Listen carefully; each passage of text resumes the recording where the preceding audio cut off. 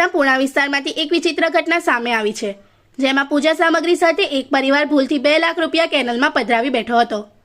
પૂણા વિસ્તારમાં આવેલી નિજાનંદ સોસાયટીમાં રહેતા લીંબા પરિવારે પૂજા પૂર્ણ થયા બાદ પૂજાની સામગ્રી અને ફૂલોને એકત્ર કરી પ્લાસ્ટિકની થેલીમાં ભરી કેનલમાં પધરાવ્યા હતા।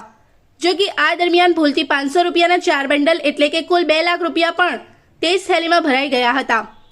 થોડા સમય બાદ પરિવારને ખબર પડી કે પૂજા સામગ્રી સાથે જ રૂપિયા પણ પાણીમાં પધરાવી દેવામાં આવ્યા છે।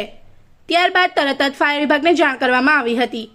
માહિતી મળતા ફાયર વિભાગની ટીમ તાત્કાલિક સ્થળ પર પહોંચી અને કેનલમાં ઉતરી ભારે જહેમત બાદ પાણીમાંથી તમામ 2 લાખ રૂપિયા શોધી કાઢ્યા હતા। ફાયર વિભાગ દ્વારા મળી આવેલી સમગ્ર રકમ લીંબા પરિવારને પરત આપવામાં આવી હતી। લીંબા પરિવારના ઘરે થોડા દિવસ પહેલા ધાર્મિક વિધિ અને પૂજા કરવામાં આવી હતી, જેના બાદ પૂજાની સામગ્રી તિજોરી પાસે રાખવામાં આવી હતી। સામગ્રી ભેગી કરતી વખતે અજાણતા रुपया पर थैली में आवी जता आ समग्र घटना बनी हती। इस वीडियो को लाइक करें, हमारे चैनल को सब्सक्राइब कर बेल आइकन जरूर प्रेस करें हमारी न्यू वीडियो सबसे पहले देखने के लिए।